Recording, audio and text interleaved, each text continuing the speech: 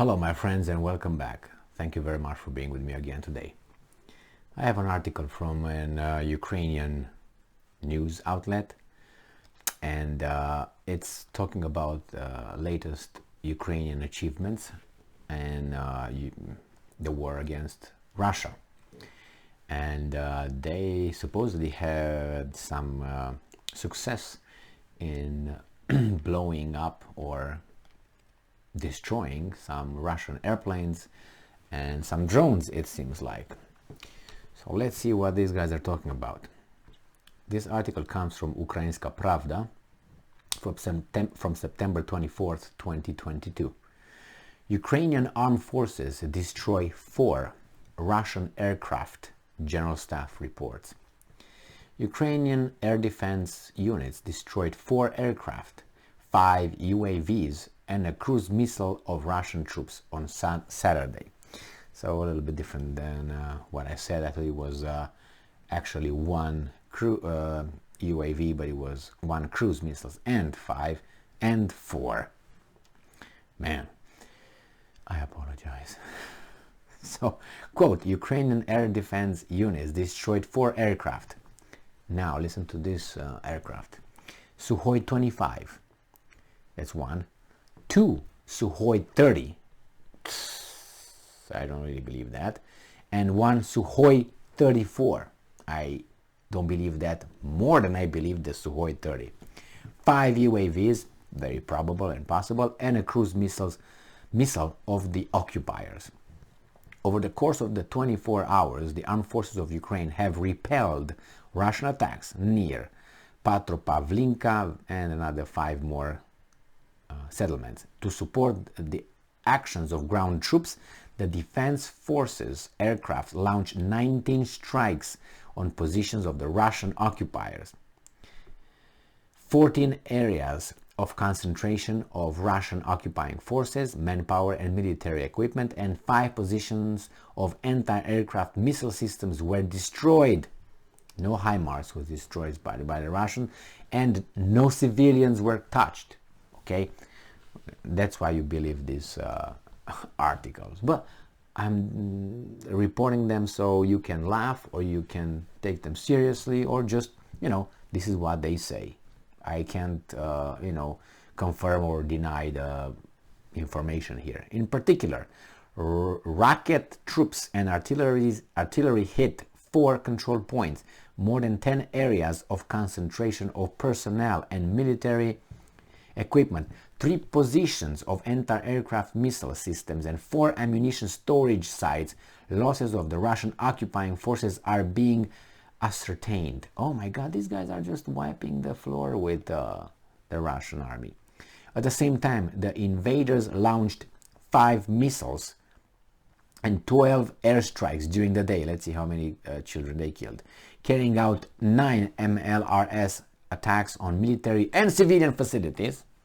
They added the military, usually they don't, on the territory of Ukraine, violating the norms of international humanitarian law and the laws and customs of war.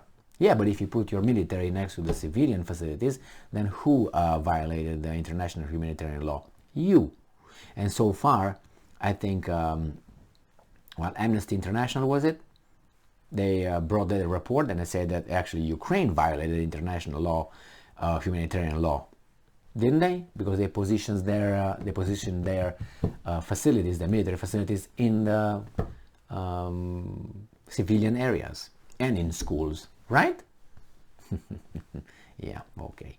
As a result of Russian strikes, more than 30 cities and towns were damaged, namely Bakhmut, Mykolaiivka, Kalivka, Mykolaiv, Suki, Stavok, Pivdene, Mali, Shecherbaki. The Russians opened fire from field tanks, mortars, and tubed artillery. On the Sivershchina front, in the districts of the settlements of, they put about 10. On the Slobozashchnya front, and on the Kramatorsk front, on the Bakhmut front, on the Avdiivka front, on Novopavlivka and Zaporizhia front.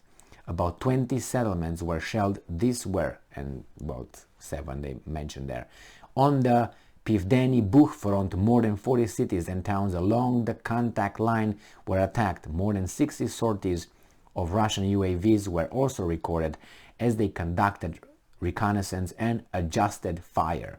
That's a big war according to these guys. But it seems to be stationary, okay?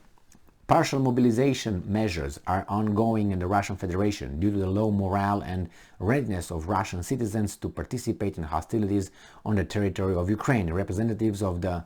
Why? Because they're losing? Well, you should defend now your motherland since you're attacked by the Ukrainians, right? Since they are in full-fledged counteroffensive, supposedly. But what do you do?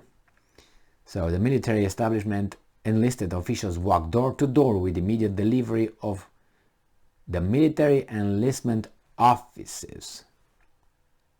Walk door to door with immediate delivery of call-up notices to men of conscription age in populated cities and towns in Krasnodar Krai right since the mobilization was announced. They have more personnel to get these guys out to fight than military on the front now. Police checkpoints are set up on the main roads to control the movement of the male population. Well, that's what Ukraine did since the beginning of the special operation, euphemism, okay? Didn't they? They forbade male population to leave the towns. No refugees.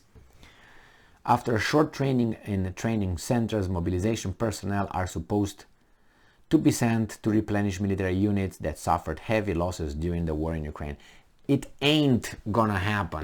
And you know why? Because the referenda is ongoing as we speak, and it's gonna be ending on the 27th, right? And after 27th is gonna come 28, and the 28th, after they count all the ballots, and they say yes, they want to be a part of Russia. On the 29th is going to be a little speech. On the 30th, Putin is going to say, Vladimir Vladimirovich Putin, mine. And he's going to annex that officially into the Russian Federation. And once Vladimirovich Putin does that, that means those are Russian territories by the Russian law that will extend to those territories where the Ukrainians are present. And Ukrainians at that moment will be considered invading forces. And then you have the Russian protocols and everything, the constitution and doctrines of that would apply to the newly united territories. So those 300,000 people will be either to go and, I don't know, shovel ashes after the 1st of October. Well, probably Russia will provide an ultimatum to Ukraine and Ukrainian forces, telling them you stop fighting in about an hour and you start retreating, getting all your forces in about a day. And the Ukrainians say no, and then the Russian says okay, and then we'll find out. Thank you very much for being with me again today. Stay strong, stay smart, look for the truth, and be just.